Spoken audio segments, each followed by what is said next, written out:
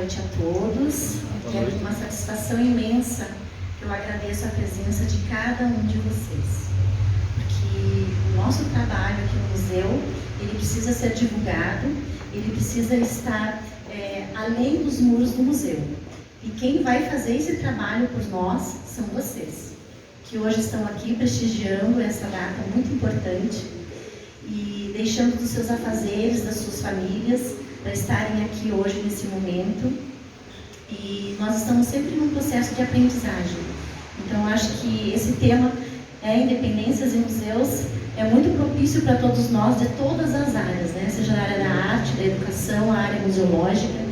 Ele traz assim, uma ampla espectro de assuntos para serem tratados e abordados, para além dos livros de história que nós todos tivemos a oportunidade de ter enquanto estudantes nos bancos escolares. Então, hoje nós estamos aqui reunidos para ter essa fala, esse diálogo, discussões do lado positivo, do crescimento do museu.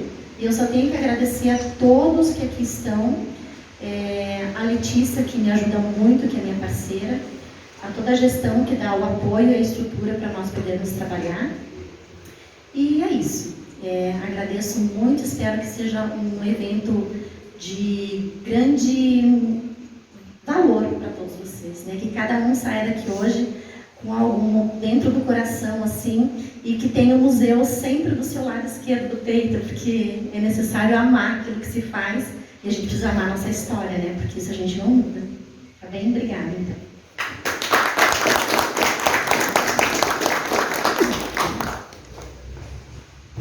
Também convidamos para fazer uso da palavra o secretário-geral de gabinete, Dr. Rubens Beck.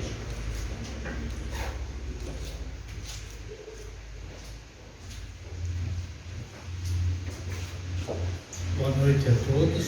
Boa noite. Satisfação que a gente vem aqui mais um ano, nessa 16ª Primavera dos Museus. A gente começou um belo projeto no ano passado, Adriano?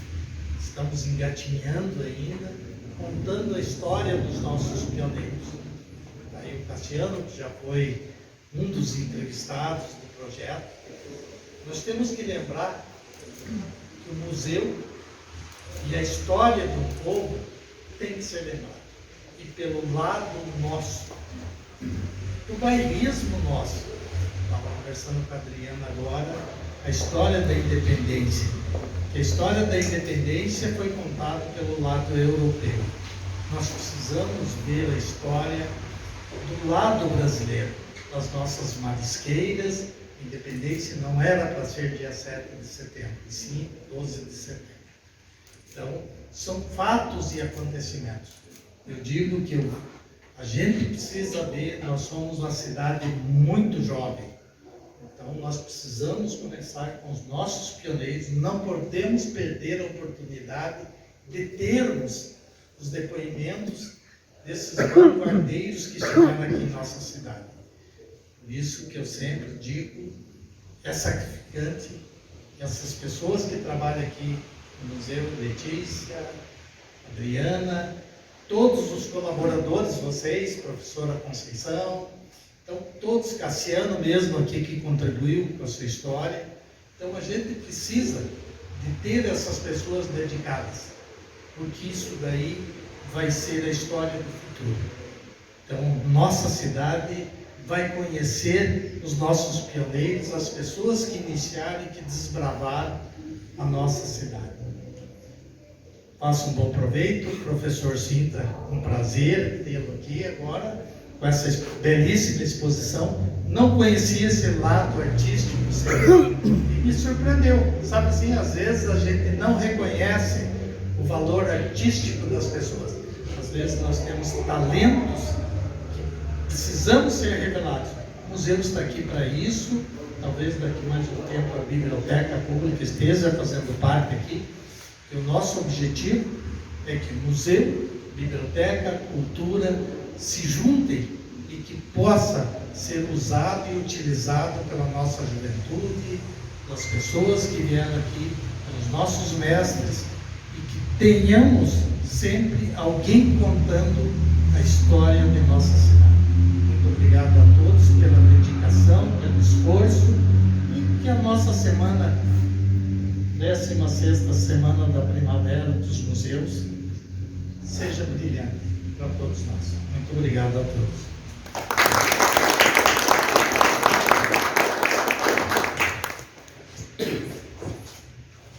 Também chamamos para sua mensagem o secretário de Cultura, Esporte e Recreação, Fabrício Flores. Boa noite a todos. Prazer estar mais uma vez na 10ª Semana dos Museus.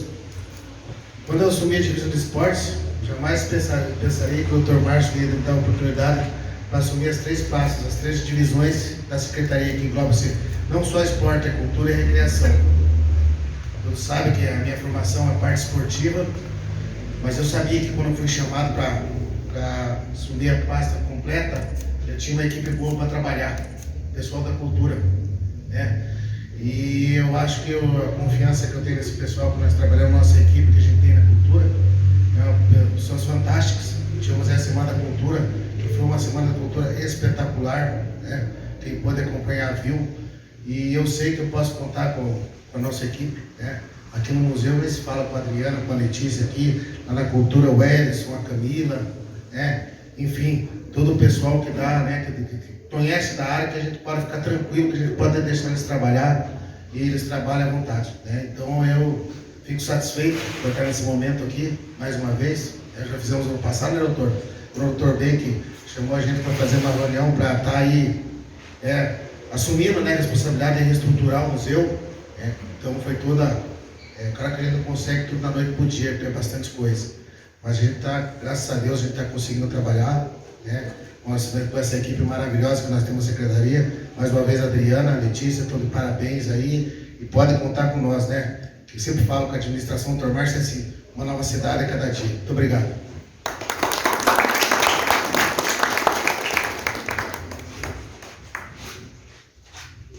Para a sua mensagem, convidamos o nosso prefeito, Dr. Márcio Arthur de Matos.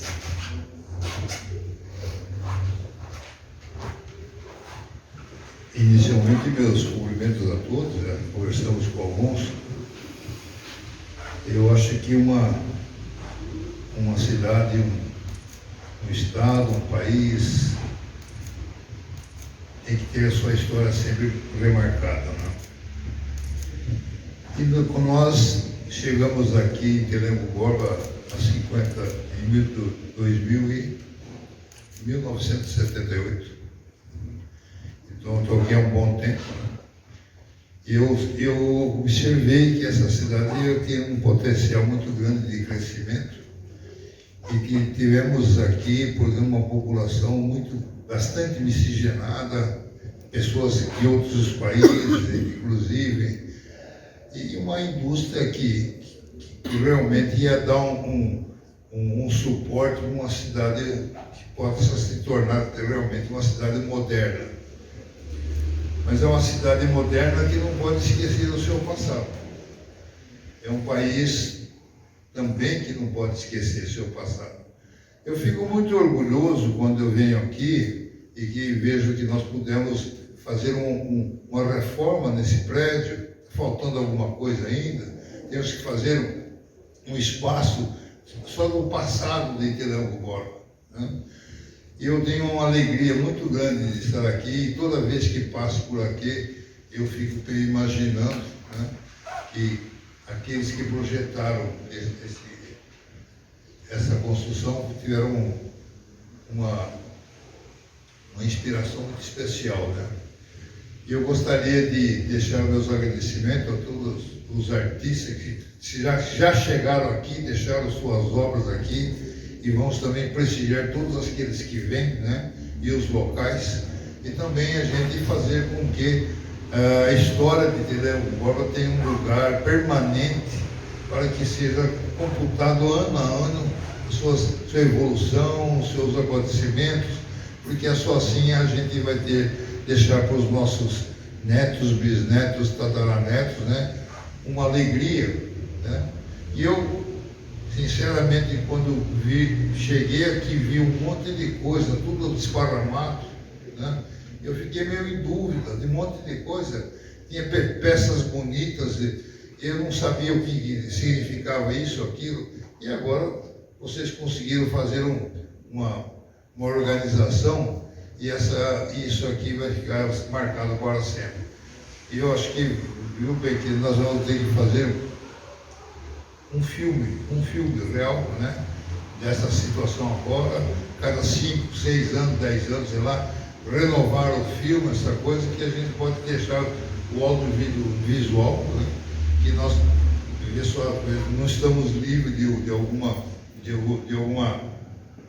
algum acidente, de acontecimento que possa destruir essas coisas nossas. Nós temos que deixar a imagem feita, né? Então você imagine se um prédio desse pegasse fogo. Tá? É um absurdo, né? Quanto que ele passaria, perderia, né? Então a gente tem que também deixar também isso armazenado em termos de filme, né?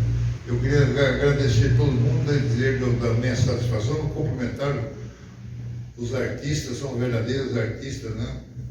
E todos aqueles que estão trabalhando aqui, né? Muito obrigado.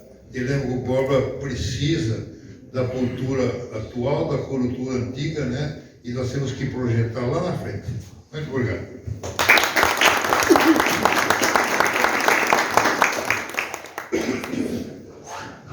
E para expressar seu sentimento a respeito de sua exposição, nós convidamos o artista plástico José Antônio Sintra, que vai falar sobre a exposição Imagens e Textos. Fique à vontade.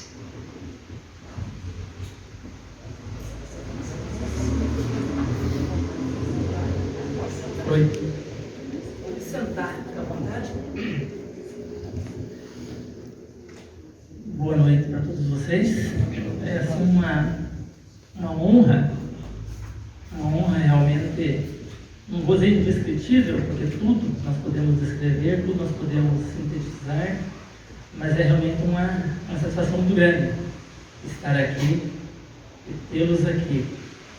Antes de qualquer coisa, eu penso ser necessário agradecer, né, a Adriana por ter feito o convite para me propiciar essa condição, estar nesta situação de estabelecer um diálogo com vocês, para que esse diálogo seja transmitido.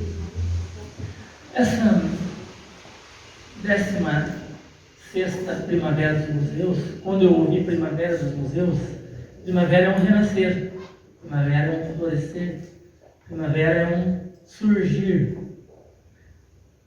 Então eu penso que o surgimento aqui, nós devemos surgir para o novo. Vivemos 200 anos já de uma independência. Muitos se sentem independentes, mas muitos ainda procuram, ainda buscam a sua independência. Muitos de nós, muitos semelhantes nós, ainda buscam a independência. E essa independência, a independência verdadeira da pessoa, ela se sentir realmente independente, ela precisa de leituras, ela precisa de linguagem. Penso eu que a maior experiência do homem foi quando ele desenvolveu a fala. Penso que a maior experiência que o homem já sofreu foi quando ele desenvolveu a fala. Logo depois, quando desenvolveu a escrita, isso lhe possibilitou a comunicação com todos à sua volta. E essa comunicação estabeleceu um diálogo. Diálogo é a forma mais pura que eu enxergo, que acho que nós temos, de independência. A forma mais pura que nós temos de democracia, de relação com o outro. Se não houver um diálogo, as pessoas não se encontram, não se acham no próprio espaço onde estão. Então eu acredito que, através do diálogo, de novas experiências, é que a gente pode estabelecer a grandiosidade de estarmos aqui, e que nós podemos evoluir, podemos avançar. Eu trouxe aqui alguns trabalhos, né, que vieram, que surgiram do diálogo, que surgiram da necessidade de conversar, de dialogar, de visualizar, de perceber. A busca pela identidade, a busca pelo florescer, pelo renovar, nos faz, a mim e tantos outros, né, artistas, tantos outros em suas variadas formas, os obriga a produzir, os obriga a refletir. E a sociedade, outros 200 anos, né, que sugere esse momento, nós pensarmos outros 200 anos, não podemos pensar outros 200 anos, os próximos 200 anos, sem trazermos uma identidade, sem trazermos um histórico, sem trazermos o que vivemos, sem trazermos as nossas experiências. Experiência, ela remete à cultura. Cultura, ela é a experiência caminhante. Ela é uma experiência que caminha, que segue. A cultura é a tua experiência que você dá ao outro, que você cede ao outro, sem custo algum. Você passa a cultura e o outro absorve de você, da forma como ele puder, da forma como lhe for possível, com as leituras que ele tem, com as possibilidades econômicas, possibilidades sociais. É dessa forma que ele vai absorver a sua experiência e ele vai levar isso adiante. Foi o que aconteceu quando o homem desenvolveu a fala. Isso foi para o outro, e o outro aprendeu a falar também, e o próximo aprendeu a falar, e eles começaram a se comunicar. Foi quando o homem desenvolveu a escrita. Não teve experiência maior, porque a partir dali essa experiência foi caminhando, e varou fronteiras, ultrapassou continentes. E a relação se dá hoje através do quê? Da comunicação. Então a comunicação sugere a nós estreitar as nossas relações, pensarmos adiante daquilo que de repente está posto para nós. Outros 200 e o histórico e a história, né, de nós mesmos, né, todos nós, porque nós somos descendentes, temos um sangue um pouco mais escuro em algum lugar do nosso passado, somos negros ou não, somos descendentes de uma forma ou outra. Esse diálogo com esse passado, esse diálogo, né, com a história do Brasil principalmente, sugere estabelecer novas relações. É a partir dali, de absorver essa linguagem, de absorver esse histórico, essas experiências, que nós podemos crescer, que nós podemos evoluir. Nós não evoluímos por nós mesmos, nós não crescemos por nós mesmos, nós só crescemos e evoluímos a partir da experiência do outro. O que quer que tenha, do que quer que ele tenha passado, o que quer que ele tenha vivido, aquilo vai ser transmitido ao outro. Alguém vai absorver isso. E isso vai transformar. E transformar a pessoa, e ela vai levar isso adiante. Então, esse momento sugere, esses trabalhos sugerem que a gente absorva uma nova linguagem, uma nova comunicação, uma nova maneira de expressar. Absorva isso e leve adiante. Isso não tem como ficar comigo, nem que eu queira. O que eu vivo, as experiências que passam por mim, que eu sofro, elas me transformam e vão adiante. E transformam o outro, que absorve, e assim as coisas caminham. E se transforma na cultura que nós temos. Então a cultura chega a ser a experiência de cada um, uma experiência caminhante, que não para. Nós não temos como impedir isso, esse avanço. Então esse momento, essa 16ª, né, Primavera dos Museus, ou seja, a casa, a instituição, o museu, qual é a finalidade? Que finalidade tem? É abranger essas experiências, é preservar essas experiências de cada um, em cada canto, em cada momento, absorver essas experiências, guardar essas experiências, para que outros venham, outros vejam, absorvam isso e cresçam a partir dali. Cresçam a partir do que vê aqui, estude, saiba o que ouve e cresça a partir daquilo. Então, essa comunicação, essa linguagem que os museus, que os trabalhos, que a instituição passa para a sociedade, tem que ser consumida, tem que ser absorvida pelos pequenos, por nós, pelo leigo, todos têm esse direito. É um direito independente que somos, ou devemos nos sentir e devemos buscar isso. E como é que eu busco a maior independência? É através da leitura, é através da releitura, é através de experiências próprias que eu vou me independer do outro, ou vou me independer de certas situações, vou avançar, vou evoluir, vou me libertar. Então temos ali trabalhos, textos que são frutos de leituras, são frutos de observações que a gente tem, que a gente vê, que a gente vive. E há uma gastura, há uma angústia interior que obriga a produzir, que obriga a fazer, que obriga a criar, que obriga a demandar isso para alguém. Então a gente produz.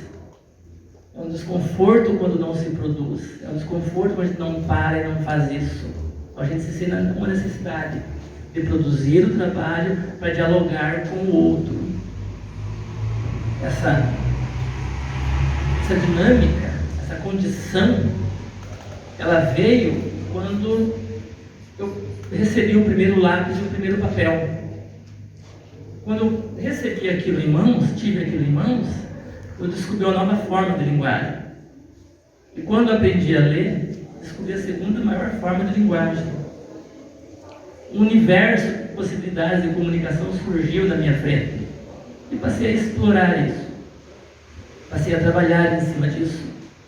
E as coisas foram acontecendo, foram surgindo. Por onde a gente vai, a gente deixa os rastros das nossas experiências. Que o outro aproveite, que o outro absorva isso. E que também leve adiante, para que haja um crescimento. A liberdade da qual discutimos, da qual conversamos, ela vem dali, ela vem dessas experiências que nós vivemos. Ou dos próximos 200 anos, que sejam de liberdade realmente, de liberdade de expressão, de liberdade de ir e vir, de liberdade de ser, de estar, de fazer, liberdade de querer, né? Querer e poder realizar aquilo. Assim que se cresce. Então, esses próximos 200 anos, envolvido com a arte, envolvido com a literatura, envolvido com as instituições, com as pessoas,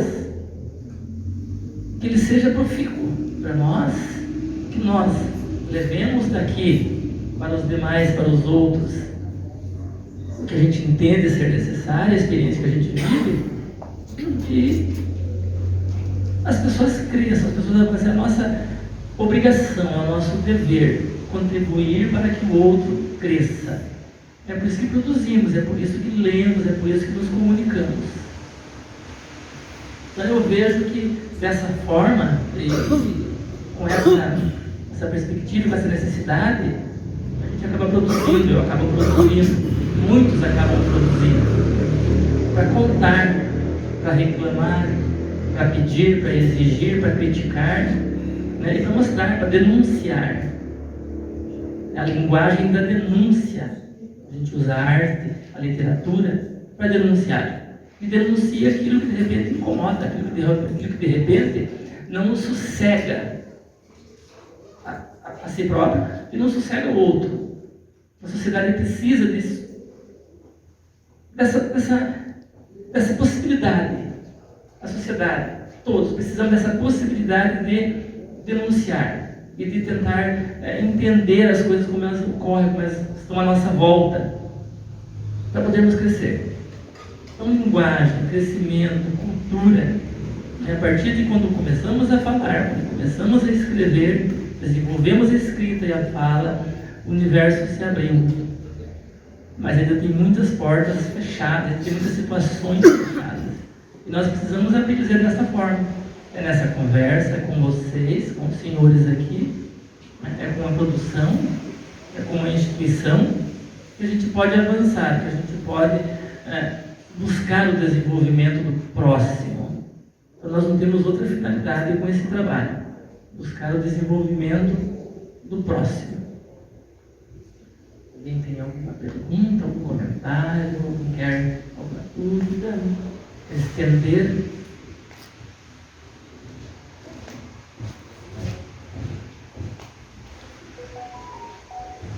Então, para terminar, para concluir essa minha expressão aqui, eu agradeço imensamente a presença que eu observo aqui de uma maneira muito satisfatória, a presença da professora que esteve comigo em sala de aula, a professora Conceição. Estivemos em sala de aula, aprendi absurdamente com as palavras dela, com a visão dela sobre as coisas à nossa volta. Observo aqui outras personalidades, outras pessoas, outras figuras, outros vultos de vocês, com os quais eu já compartilhei alguma experiência, com os quais eu já vivi alguma experiência, e assim, isso só nos traz crescimento. Eu me sinto realmente grandioso, me sinto grande, crescido, amadurecido, uma primavera renascendo, em razão de estar aqui com todos vocês. Agradeço muitíssimo a presença de vocês, me sinto realmente muito lisonjeado por tudo isso, agradecendo novamente o convite, agradecendo a instituição para estar aqui, e aproveitem a linguagem e a comunicação que a gente oferece para vocês. Muito obrigado.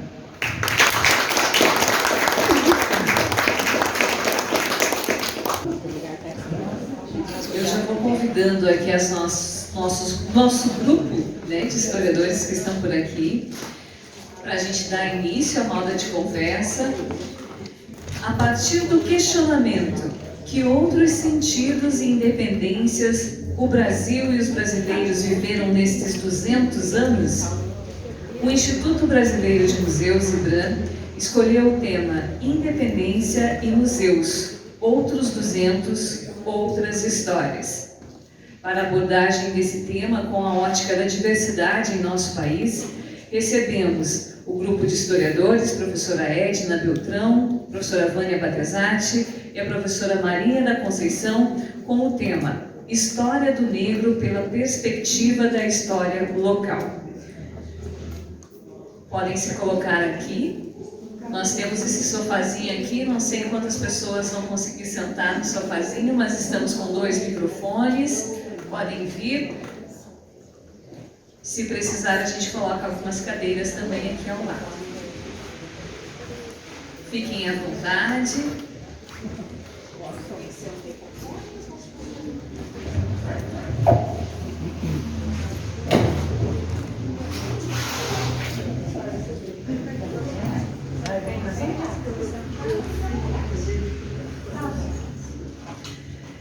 Então, cumprimentando o senhor prefeito, cumprimento as demais autoridades, cumprimento a equipe do museu, cumprimento o professor Sintra com a sua belíssima exposição e os demais presentes. Eu sou a professora Edna Beltrão e, neste momento, estou representando um grupo de historiadores de Telêmaco Borba.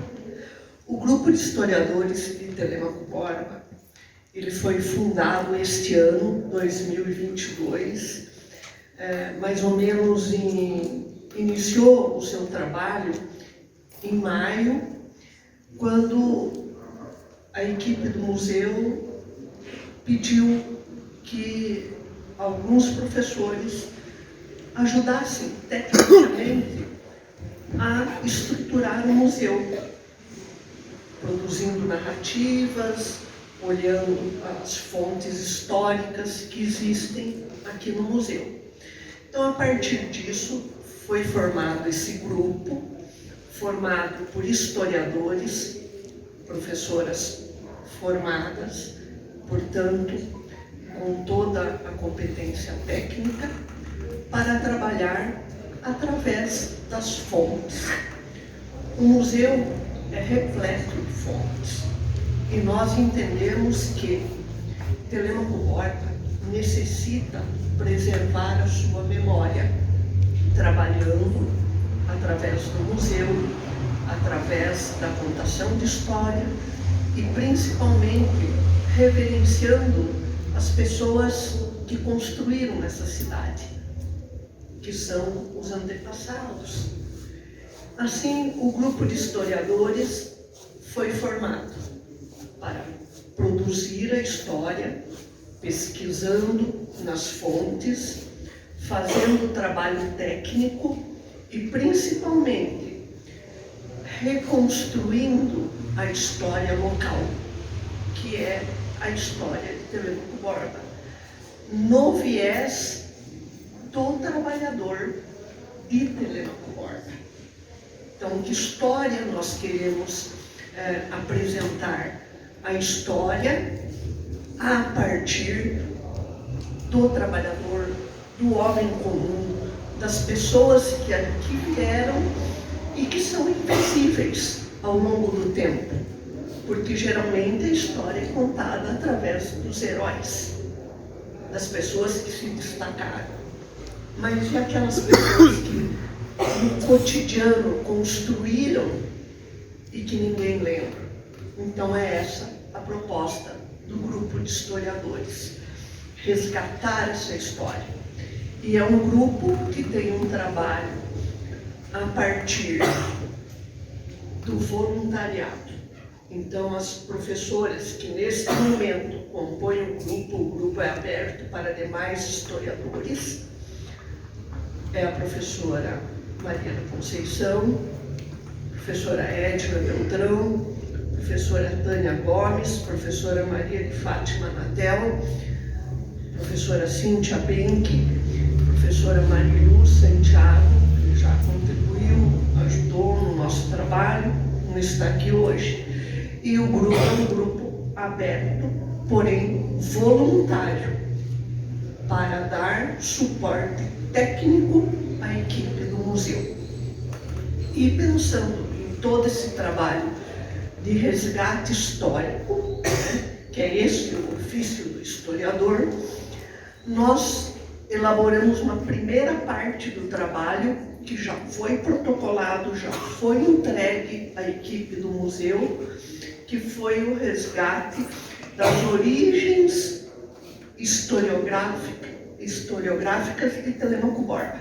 Então começamos lá com os indígenas e chegamos até um primeiro momento, que é a formação aqui de Telêmaco Borba. Agora nós estamos na segunda fase do trabalho. Nós estamos elaborando, resgatando a história através de décadas. Então, década de 50, 60, 70, 80, 90, 2000 em diante. Por quê? Porque é este material que existe no museu. E aí que nós queremos fazer as narrativas para que quem visite o museu observe a fonte histórica, conheça de onde veio, quem era dono, a importância daquele objeto. E nós, como historiadores, entendemos que ao fazer esse trabalho, ao resgatar essa história, nós estaremos e estamos contribuindo para que as gerações futuras tenham a memória preservada. Porque a memória é cultura, e cultura é conhecimento, e conhecimento faz toda a diferença para um país. E nossas crianças precisam disso. Então, dentro de todo esse contexto, é o nosso trabalho. Eu quero só enfatizar mais uma vez, ele é voluntário. Isso é muito importante. E agradecemos desde já o apoio da equipe do museu, o apoio do prefeito e toda a sua equipe que nós estamos tendo. E para esta noite, para dar continuidade ao nosso trabalho nessa semana de museus, né? Nós teremos aqui uma fala da professora Maria Conceição, que vai contextualizar as mulheres visíveis e invisíveis em Telêmaco Borba. E nesse contexto nós convidamos a Vânia Batezati, que é filha da dona Zélia Batezati, que foi uma mulher pioneira em Telêmaco Borba. Então, a partir desse momento, eu vou passar a palavra a elas, que elas irão fazer essa fala, resgatando essa memória rica. E para finalizar, foi comentado aqui que a temática seria a questão do negro. Então, nós entendemos que a questão do negro é fundamental, é importante, mas neste momento nós não tínhamos material fundamentado para fazer uma apresentação que necessita de pesquisa, necessita de fonte. E é um trabalho que neste momento o grupo não tinha para poder apresentar. Por isso a gente está trazendo essa outra temática. Então é muito importante, o nosso trabalho é embasado tecnicamente. E um outro detalhe que eu gostaria de compartilhar com vocês. Desde o primeiro momento que esse grupo foi criado, que são momentos em que esses professores se reúnem para conversar a respeito de uma temática do dia, para realizar a pesquisa nos livros, nas fontes, em objetos, em história oral, vocês não imaginam, não dimensionam a emoção que é estar vivendo aquele momento de resgatar a nossa história. É algo encantador. Nós, professora Tânia, professora Fátima, professora Conceição, a Mariluz e os demais, a Cíntia, já nos emocionamos várias vezes ao fazer esse trabalho. É algo encantador. Então eu agradeço a atenção de vocês. O grupo está à disposição para questionamentos, para que vocês também venham participar conosco nesse trabalho maravilhoso que é o trabalho historiográfico. Muito obrigado. E assim eu passo a palavra.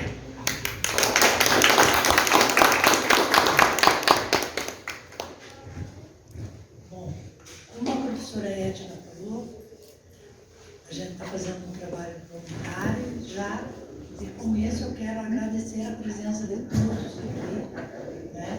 Estão participando desse momento de uma hora histórica, né, no nosso museu. Como o Dr. Márcio falou, né, ele teve que se ausentar, mas disse muito bem que é um resgate, o Dr. Rubens também. E o Sintra? O Sintra, né, deixa a gente encantado aqui hoje. Ele foi meu aluno. Então, vejo quanto da minha emoção, do meu orgulho, né, de ver o Sintra sentado aqui, mostrando o trabalho dele, né? Como eu falei, estava conversando agora mesmo, é um trabalho que de repente fica para ele, né? Para o Sintra, mas não é para o Sintra, é para nós, nós temos que ver o trabalho do Sintra, não só do Sintra, mas como de todos os nossos artistas que estão aqui. Por exemplo, todas essas senhoras são invisíveis, como a professora Edna falou. Porque eu olho ali, vejo, eu também faço, né, os meus artesanatos e são invisíveis. Chega ali, às vezes não tem o nome, tem o preço. Paninho de prato lá, R$25, R$35. Mas quem que fez aquele paninho de prato? Quanto tempo aquela moça, aquela senhora, sentou ali na casa dela para fazer isso, né? A gente não reflete muito. E nós, como professores de história, temos uma mania incrível e chata, às vezes, de fazer com que os outros reflitam, pensem, se abram para o novo, né? Às vezes trazendo o velho, o antigo, por exemplo, né? Agora como professor. Em sala de aula, a gente fecha a porta, né, assim, e daí é com nós. O negócio vai. Né? Aqui fica mais difícil, porque a gente nem conhece todos. Mas somos todos teleconformistas, então estamos em casa. E eu posso falar por ele mais ou menos o que eu falo nas reuniões lá, né, que são emocionantes, estão convidados, né? E a Vaninha, por exemplo, que não participou, vai participar. Eu chamo Vaninha porque eu não sei, né? Então, sabe como é que é? A gente já toma uma certa intimidade com as pessoas. Então, por exemplo, o desfile. Não houve, né? Dos 200 anos da independência. Não houve desfile. Tá bom, choveu, fez aquele frio. É chata, uma tristeza. Eu fui diretora, professora, diretora de escola de periferia por 11 anos. O Sintra foi meu pedagogo. As crianças adoram desfilar. Se começa a história do desfile, a senhora não vai levar nós a desfilar? Primeira coisa que foi. Então vamos lá nós desfilar. E nós fizemos um belo desfile, né, Sintra? Estava contando para eles aí. Que até um dos diretores meu, João Kemp, estava assistindo o desfile, terminou o desfile, ele foi me procurar, eu já tinha saído dali, colocava as crianças no ônibus para levar de volta lá para a área 3, era uma dificuldade, mas trazia, desfilava, levava de volta e eles se apaixonavam pelo desfile. No outro ano, se tivesse, era desfile. Então aqui, voltando, o professor é assim mesmo, vai e volta, 200 anos da independência. Quem é o herói da independência? Quem é? Dom Pedro. Dom Pedro, né? Então, falando das mulheres, tem uma mulher invisível aí, nessa história. Bem invisível. Né? Como todas nós. Uma moça que fez lá o pontinho do bordado, a outra que teceu o crochê, aquela mãe que fica em casa lá, esses dias, num desses resgates, a nossa cabeça vai lá, lembrando dos marmiteiros, das crianças, dos meninos que levavam as marmitas. Mas quem fazia marmita? Né? Do Torrubes, os outros senhores. Falando do Torrubes, que eu conheço mais ele. Os outros eu conheço assim, agora eu abri o Kiko lá, a Patina lá, já estou vendo um pouco. Então, quem é que fazia a marmita? Era aquela mãe, aquela senhora, ficava lá. Era invisível. Na independência, voltando agora, tem uma mulher invisível. E sabiam que foi ela que assinou o decreto da independência? A esposa de Dom Pedro. Que não era nem imperatriz, não era nada, era simplesmente uma princesa. Era invisível. Totalmente invisível. Quem que lembra? Alguém pôs o nome da princesa Leopoldina? Vocês já viram algum desfile? Eu mesma não pus. Nem o desfile que eu organizei, que eu fiz. Não coloquei princesa Leopoldina nunca. Então agora, eu dei um resgate para ela. Porque lá em casa a gente lê muito. O professor de história lê muito. Meu marido, que sou viúva há 1 ano e pouco, meu marido lia um rato de biblioteca.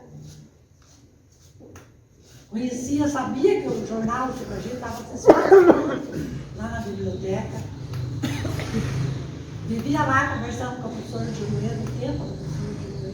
Tinha sido professora dele no voo que ela deu. Então ele tinha essa intimidade com ela, ia lá, sabe? E a filha apareceu com um livro da Leopoldina, dessa lá na bolsa. E eu comecei a ler. Sabia da história dela, assim como eu aprendi da história. Todo mundo aprendeu. Só que eu fui. Meu Deus, essa mulher mais invisível que eu vi nos últimos tempos. Porque é no último tempo. É 200 anos. Meu Deus, pode pensar aí para a história. Misericórdia. Né?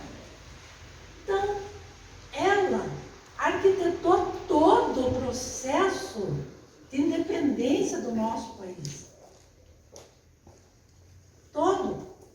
E isso que era ela e Dom Pedro eram muito jovens. Gente, vamos pensar agora.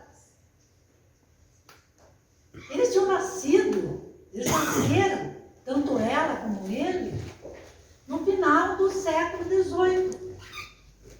Ela de 1797 e ele um ano depois, era mais novo que ela, 1798.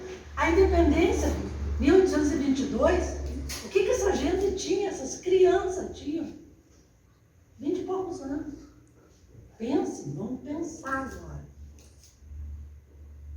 Né? Dom Pedro foi deixado aqui no país. O pai teve que voltar para Portugal. Simplesmente deixou. E o que eles tiveram que fazer? Tornar esse país uma nação. O Sintra disse antes na minha fala. O que é ser independente? É ter uma nação. Território é uma coisa. Território de Telemaco Borba. Pega, sei lá, o mapa e tá a leste, não sei o quê, tá norte, lá, Ortigueiro, sei lá. Entenderam? Nação é outra coisa. Então, o que a princesa Leopoldina tramou politicamente junto, que ela forçou Dom Pedro. Vocês podem ver bem a história, ela forçou. Ele era menos apoio. Era apoio para algumas coisas. Né? E não era tanto para artimanhas políticas, que a gente sabe que existem. Né? As artimanhas políticas. O que ele fazia? O pai voltou para Portugal, deixou ele aqui. E a princesa, ela veio da Áustria, pensem, gente. Ficou 5 meses viajando para encontrar o marido. Ela casou por procuração na Áustria. Nem Dom Pedro conhecia Leopoldina, nem Leopoldina conhecia Dom Pedro. Ou seja, o Pedro, para ela. Ficou 5 meses no navio para chegar aqui. Ela gostou dele de cara, agora romantizando a história. Eu também faço isso. Ela gostou dele, ele não. No livro está escrito isso, eu já sabia dessa história. Então o que aconteceu? O que ela, que foi educada para um dia se casar com um príncipe? Ela não ia ser herdeira do trono da Áustria, porque tinha outros mais velhos. Ela sabia que não ia ser. Tinha que casar com alguém para ser imperatriz ou princesa, sabe lá Deus, coroar a cabeça. Né? Vocês viram hoje aí, todos esses dias aí, a questão das monarquias. Quem assistiu, viu. Eu hoje mesmo aqui na televisão lá, fiquei vendo.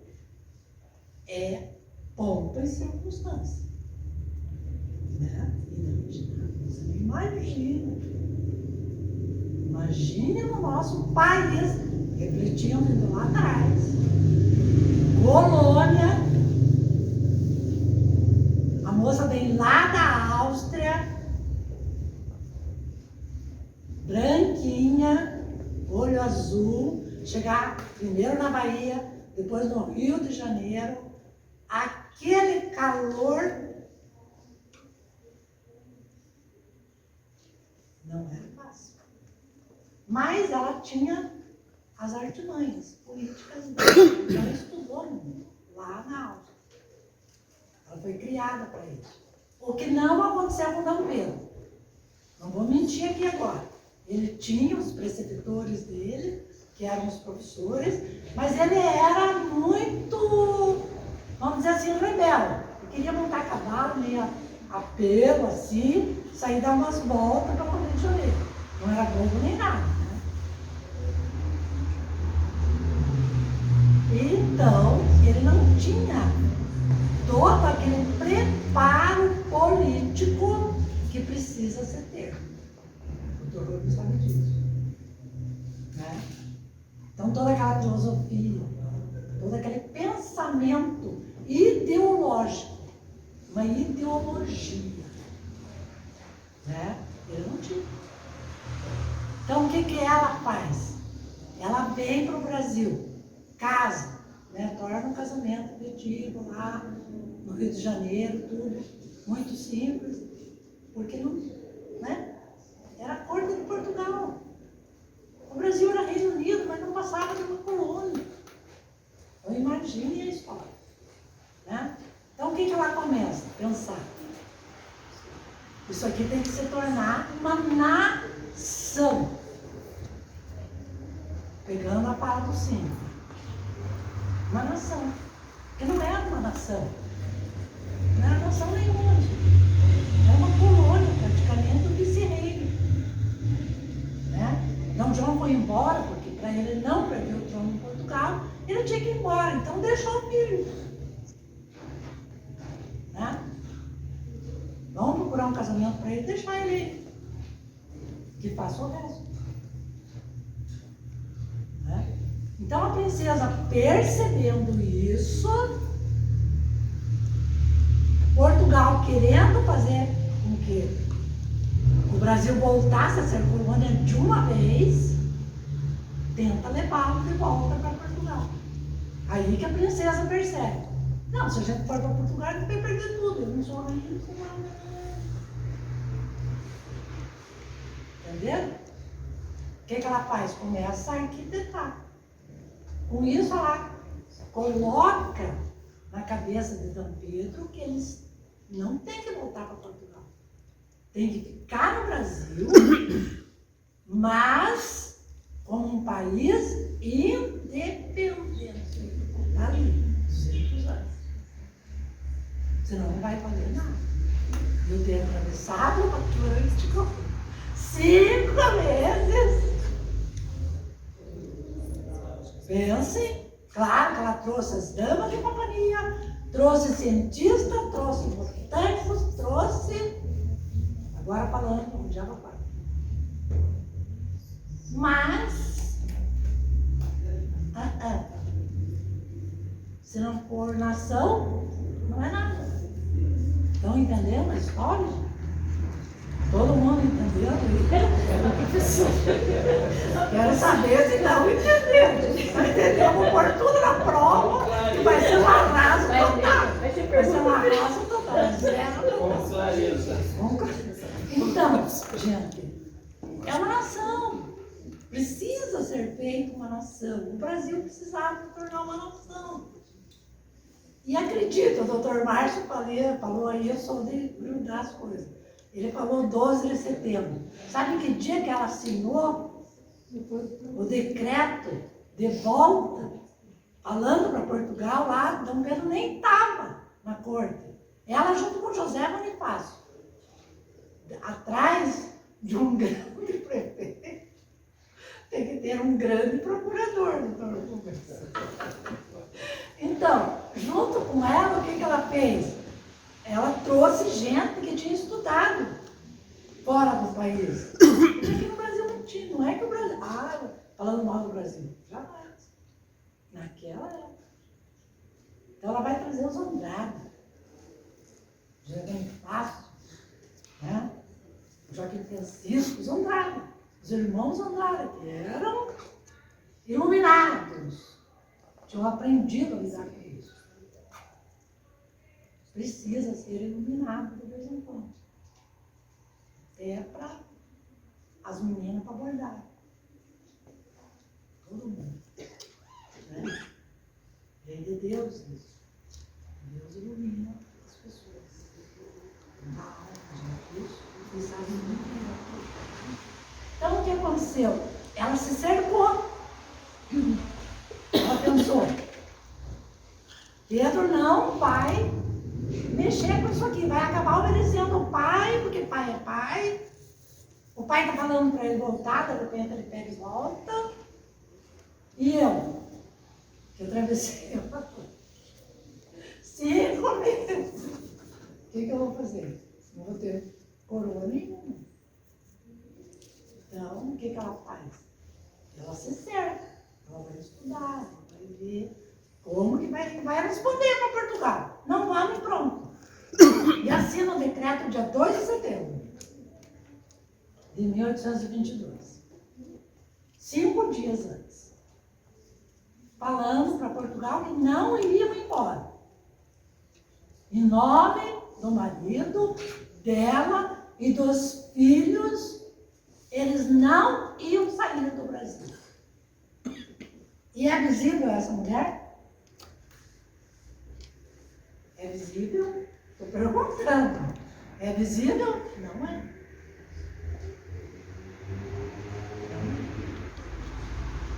Então, essas histórias têm que estar. Né?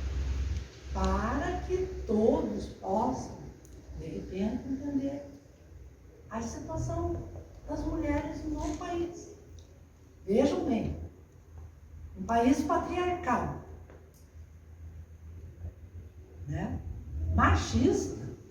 Da onde que ia surgir que foi a princesa que assinou o decreto de independência? Daí sim ela manda cartas para o marido que tinha vindo para São Paulo acalmar, porque as províncias do país, elas não sabiam muito bem o que elas queriam. Cada província, São Paulo, província mais rica, até hoje o estado mais rico, já queria a república. Para eles, para o interessante, aquele momento era a república. Já. Ela é. A república só vai acontecer muitos anos depois. Mas para o paulista, né, que sempre foi avançado nas questões financeiras, né, plantou o café no Ceará, fez aquilo crescer, Minas também, a Bahia. Então eles já queriam uma república. Se fosse república, a moça Leopoldina seria coroada? Não. De jeito nenhum. Então, manjando o negócio. Então, o que ela faz? Conversa, manda cartas para Dom Pedro. Ó, chegou a hora. Não dá mais. Ou voltamos para Portugal, ou faz a independência. Então ela deu um ultimato. Chamou um amigo de Dom Pedro, que é o patrono dos Correios brasileiros, Paulo Bragado, que foi o que entregou a carta para Dom Pedro. Então ela disse, podem levar quantas cavalos, mula é mais resistente, né? E cheguem, vão para São Paulo encontrar Dom Pedro. E foi o que eles fizeram. E ali na carta, ela já dizia, ou faz isso, ou é aquilo. E daí ele vendo, né? Ele conversou com os paulistas, né, na província. Então ele viu que tinha muita gente que já queria a república, mas que muitos apoiavam a monarquia, se fosse a monarquia. Daí que ele proclamou a independência sabe, desde os anos, estava no Museu do Ipiranga, as margens do Rio Ipiranga, tá? Tirou as cores da bandeira de Portugal, colocou o verde, que é a nossa cor. Que o verde é a cor dos Bragança. E o amarelo da princesa lá da Áustria. Então, quando a gente ensina para as crianças, que eles são pequenininhos, o verde é as nossas. Floresta Amazônica. Tá. Bonitinho para eles saberem e tal. Mas mais tarde a gente tem que chegar e destranjar o irmão. Né? Porque não tem por que ficar escondendo as coisas da história. As coisas que são verdades da história. Mas mesmo assim, mesmo ele vendo, né? Ela sempre não vai ficar visível na história. Não vai. Né? Então a minha fala era isso. Mostrar para vocês que a história é assim. É feita de resgate, de conversa, né? A sala de aula que quando, repito, do Sintra aqui, hoje, que a gente já tem nessa aula de aula. Eu tenho muitos alunos aqui no colegas. Eu fico feliz de poder estar ajudando um pouco, né? Porque é aquilo que a gente pode. Esses dias eu fui fazer minha década aqui, a professora Edna falou ali, né? A professora Edna falou aqui atrás de mim. A minha década é 70. Uma década maravilhosa para mim, foi a década que eu conheci meu marido, dia 8 de fevereiro de 1970. E começou todo mundo. Então, quando falaram para mim, eu fico com 70. Fui fazer exame ali, daí não reparei nada, mas quando fui buscar lá, olhei lá no RIDAM, 70. Falei, não, só a minha década. É assim o professor de história. Ele é meio maluco, sabe? Nossa, minha década de 70. Entrei lá, já perguntei para a moça. Escuta, vocês têm foto? Vocês têm isso? O doutor Reinaldo mora aqui ainda? 70 morava aqui. Quer dizer, mora aqui muito. Não dá nem para falar. Então, fui atrás. O doutor Reinaldo ia estar aqui hoje, né?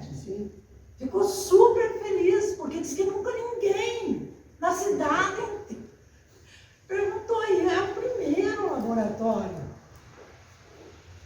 Eu, pelo menos, não lembro de outro antes do laboratório do doutor Reinaldo. Eu não lembro. Eu sei que tinha laboratório no Ormasa, lá na Harmonia. Aqui eu lembro, não lembro. Alguém lembra? Não. E nunca ninguém. Eu daí peguei, cheguei em casa e falei, acho que eu falei loucura. De repente, no livro do fulano lá, tem o doutor Reinaldo, eu que não olhei direito. Fui lá, não tem. Daí, e ele ficou super feliz. Nossa, professora, nunca ninguém se interessou pelo meu história. E é uma história de trabalho, de serviço, de quantos anos? Serviço da saúde. Sempre o doutor Feitosa, que deve ser reverenciado total e irrestrito. Como os outros, o doutor Marcolo, todos os outros. Mas o doutor Reinaldo, né, trouxe tanto. Meu Deus! Daí ele ficou super feliz, mas ele não pôde estar aqui hoje, eu pedi desculpa, ele falou para mim, tal. Então, professor de história é isso. Como eu dizia para as crianças na escola, vou encher o saco de vocês. Desculpe se eu falei demais, eu já pedi desculpa para as colegas, que eu falo demais.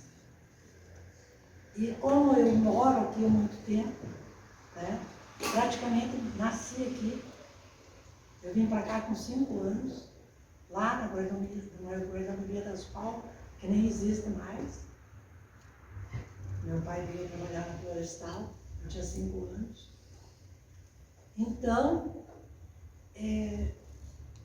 conheço um pouco, né? Muita gente já foi embora, já faleceram. né? Mas sempre gostei muito de história, né? E vou procurar contribuir, como todos os outros, da melhor maneira que eu puder, né? Vou me disponibilizar para fazer o melhor pela minha cidade. Porque nação é isso, aquilo que o Sintra falou. Território é uma coisa. Nação é quando você tem assim, por exemplo, o peito da bandeira. Imediatamente, Dom Pedro já compôs o hino, porque ele era esperto. Né? Já compôs o hino, já fizeram a bandeira, os símbolos e tal. Mesma coisa quando foi feito o Telêmaco Borba. Já fizeram os símbolos e a bandeira e o hino, a Dona Eulógia fez o hino. A primeira sessão da Câmara, quem presidiu, foi secretária da primeira sessão da Câmara, foi a Dona Célia Batizada, mãe da Vânia, que vai falar um pouquinho. Eu já falei demais, me o Sintra, ele que, né? Então, muito obrigada por vocês terem me escutado. Eu espero que eu tenha deixado alguma coisa. Então, Independência, dia 2 de setembro, tá? No outro desfile vamos colocar. O desfile vai ter que mudar o desfile, acho que é dia 2 de setembro, tá? Então, é isso, gente. Um pouquinho que eu gostei muito da história dela. Eu conheci a história assim, história profunda. Né? Então, eu achei bacana, porque ela não era brasileira e amou o nosso país. Mesmo sendo brasileira daquela época, ela amou incondicionalmente. Não queria voltar para lugar nenhum da Europa. Mesmo com aquelas condições precárias do nosso país, ela não queria em nenhum momento voltar. Tanto que ela fez tudo isso para ficar. Tudo bem, e daí Dom Pedro se tornou imperador, ela imperatriz, tudo bem. Deixaram o filhinho deles aqui, se tornou um grande imperador, foi Dom Pedro II. Isso é outra história, como você não vai conversar bastante, mas deixou. Morreu aqui, faleceu no Rio de Janeiro, em 9 anos, 7 filhos. Não era fácil. E foi uma das mulheres invisíveis da nossa história. Então era isso que eu queria falar com vocês. A gente sempre refletir. E a Vaninha vai falar alguma coisa para vocês também sobre a luta grande, para mim, grande. Eu agradeço. Você sabe.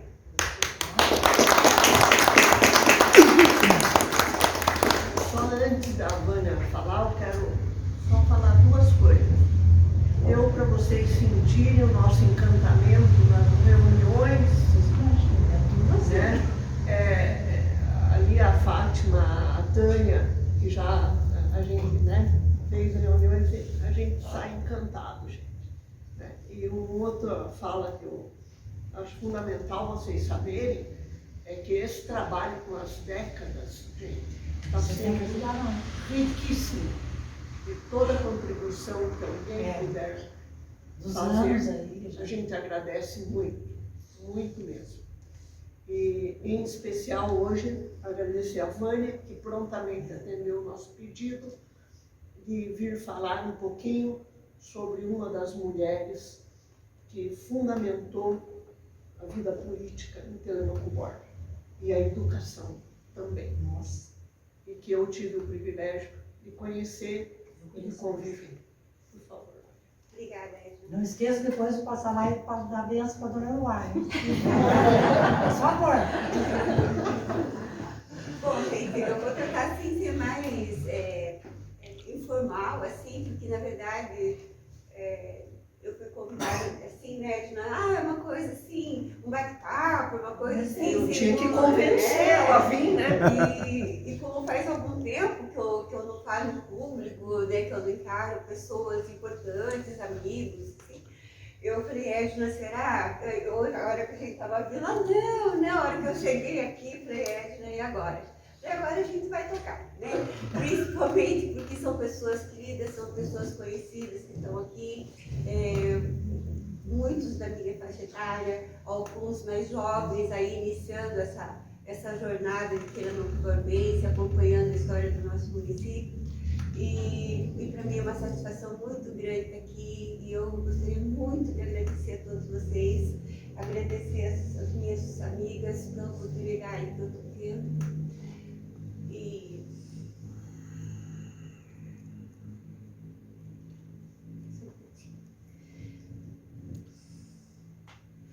Falar do meu pai e da minha mãe é sempre uma honra, uma grande alegria, é muita saudade. E peço desculpa por vocês, que eu imaginei que isso pudesse acontecer, né? E eu estou aqui vivendo toda essa situação junto com vocês e com eles no meu pensamento, porque eles foram as pessoas que me fizeram amar a língua agora. E hoje eu ser agradecido por eu ter nascido em Telêmaco e por eu ser uma telemaco-guardense. O orgulho da nossa cidade, das nossas autoridades, das pessoas simples, da minha vizinhança. E hoje a minha história de vida se forma daqui para frente.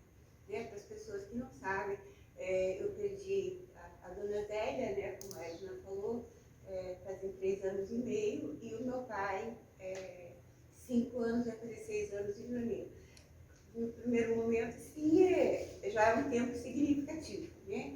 Mas a saudade é muito grande. E agora, dentro do foco do convite, falando especialmente da minha mãe, como uma pessoa que nos anos de 1963 e 64, uma vereadora, mulher, vocês acham que tá ruim? Vocês ouviriam falar? Tranquilo, tá bom? Tranquilo. O carro passa e às vezes a gente perde o foco do carro.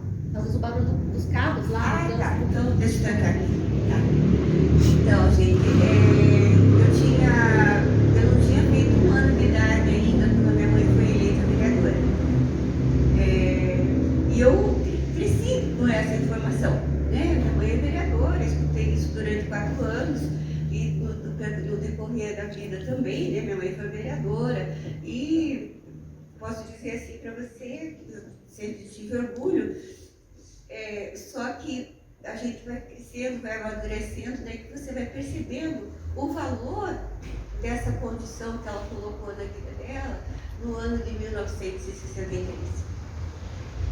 Um ano que hoje você vê muitas mulheres, não é feminismo, tá? Deixa eu falar para vocês, porque eu tenho minha opinião formada sobre o feminismo também. Eu acho que mulher não tem que ser igualzinha a homem, tomar decisão igual ao homem. Eu acho que cada um tem as suas particularidades.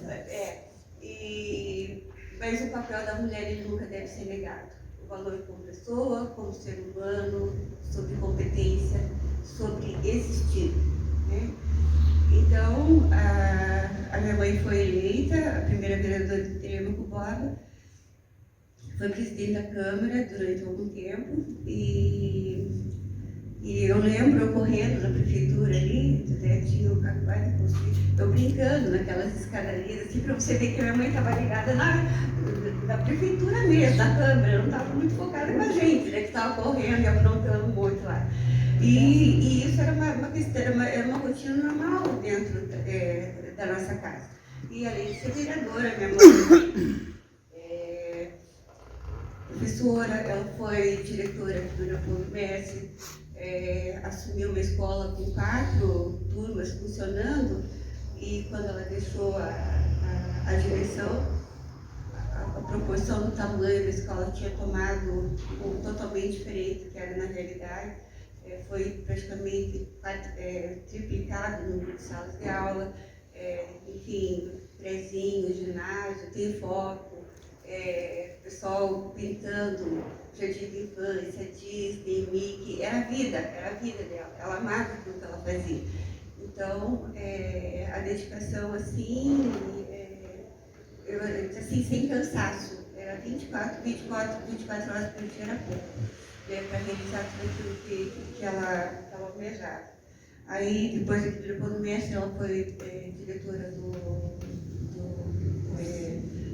Costa e Silva, né, durante mais alguns anos. E aí foi a nossa saída para Londrina, que nós moramos em Londrina durante 5 anos.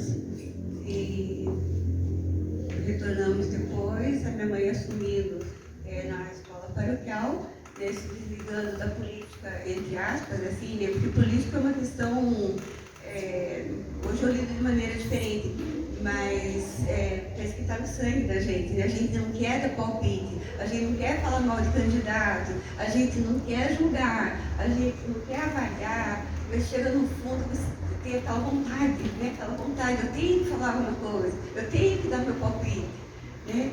Então, isso aí foi muito presente dentro de casa. E assim, gente, ela era invisível também, né? Porque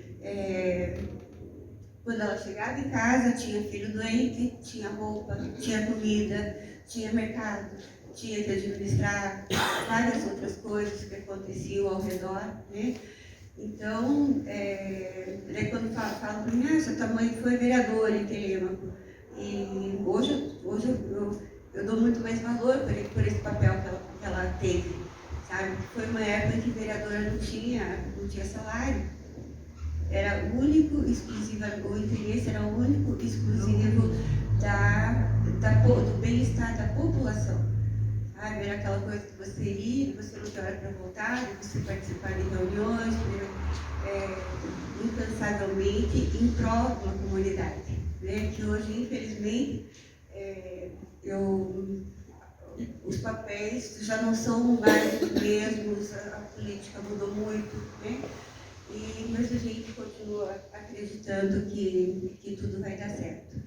E fora isso, a minha mãe também era uma pessoa apaixonada por música, até meu pai, quando foi pedir minha mãe em casamento, né, para minha avó, ele falou para ela, a minha avó falou para meu pai, olha, você se prepara, porque você vai almoçar um chachado e jantar um baião de dois. Aí meu pai falou, o que é isso? Minha mãe gostava muito de acordeon, gostava de acordeon, gostava de violão, gostava de teclado, flautinha de boca. Então a nossa casa, assim, com muito instrumento, com muito movimento. Então, quando eles falam para mim, teus pais realmente foram pais muito à frente do tempo dos outros pais que eu conhecia por aqui. E eu não entendia também. Eu falei, mas a minha família é normal. Mas olha, gente, eu vou dizer para você, não era. Não era, porque era muita movimentação, muito italiano, tem essa coisa de quando está triste, fica triste, né? Triste, fica triste. E quando está alegre, nossa senhora, pula, abraça, né? Todo mundo, a gente esquece que tem um lugar público e se envolve. Então, a minha casa foi sempre cheia dessas emoções. Como todo mundo, nós passamos por várias dificuldades, tivemos momentos bons, momentos muito difíceis, mas sempre com foco. E hoje, depois de eu ter saído de Telêmaco, fui fazer faculdade, me formei, fiz pós-graduação em pedagogia empresarial, tive empresa de recursos humanos, casei, fui para os Estados Unidos, fiquei 7 anos morando lá. E em 2013, 2007, meu pai começou a apresentar problema de saúde e eu vi que eu já tinha optado em realmente ficar aqui no Brasil. E eu tinha certeza que eu tomei a decisão certa. E depois disso tudo, um pouquinho antes da pandemia, meus pais ficaram comigo 5 anos em Curitiba, meu pai com insuficiência renal e a minha mãe teve um AVC. E aqui em Telêmaco, questão de médico, as coisas, a gente optou por ficar em Curitiba. E eu sei tanto que meu pai tinha saudade de Telêmaco. E eu não conseguia entender por que ele não se adaptava em Curitiba. E hoje eu digo para vocês, eu vim para cá um mês antes da pandemia, em dezembro de 2019. Ficamos 5 anos sem ir. E quando eu comecei a ficar ali na casa, ver o movimento, eu percebi, falei assim, gente, eu tenho uma cidade que é minha. Vocês já pensaram nisso? Eu tenho uma cidade que é minha. Não é, a identificação de encontro. Eu não sei se vocês conseguem entender. Mas aqui em Telêmaco, quando eu não tinha mais jeito, eu vim encontrar os meus pais aqui em Telêmaco novamente. Quero encontrando vocês, encontrando cada um de vocês que lembram dele, cada um de vocês que fizeram parte da história deles. Uma pessoa anônima que eu vejo assim, que eu não vejo muito tempo na rua. Oi, tudo bem? Como que você está? Gente, cidade diferente, não tem isso e ninguém perguntar para você como é que você está. É aqui em Telêmaco mesmo. É onde você nasceu, é onde você convive, que você vai na padaria, você vai no médico, você vai no hospital. E hoje eu posso dizer, eu não tenho nada que me segure em permanecer em um lugar, né? E eu escolhi ficar em Telêmaco agora. E o porquê disso? É pelo amor que eu tenho pela cidade, pelo amor, é a continuidade dos meus pais, e é aqui que eu me encontro, e é aqui que eu me sinto feliz. E para mim é uma honra muito grande participar desse momento agora. E quero agradecer a todos vocês. E nunca esqueçam, mulheres visíveis e invisíveis. Muito obrigada.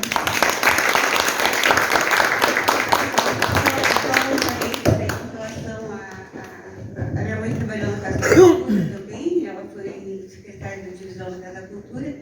E a gente sabe a importância, eu estava comentando com o grupo, a importância da cultura no nosso dia a dia. Isso aí é importante, gente, quando alguém fala assim, eu não gasto dinheiro em cultura, é muito difícil para mim, a mesma coisa, pegar uma parte do meu coração, assim, sabe? Através da cultura você vem o conhecimento, vem a experiência, vem o lazer, vem a troca de ideias, vem a maturidade, vem o conhecimento, vem a alegria, vem a disposição, vem a saúde, vem o bem-estar. É só isso que a cultura faz, gente. Sabe? Faz tudo que é necessário para tirar gente das drogas, para tirar o tráfico. Enfim, eu sei que o tempo já está extrapolando. Mas então, parabéns pela iniciativa do museu, Adriana, parabéns. Está tudo muito lindo, muito bonito, muito digno de trazer visitas aqui. Parabéns para o Sintra, pelo nosso artista, Telêmaco Bordense. Muito sucesso para você, parabéns pelas artes. E é isso, gente. Muito obrigada por tudo, tá? E uma boa noite para vocês. Tá? Obrigada.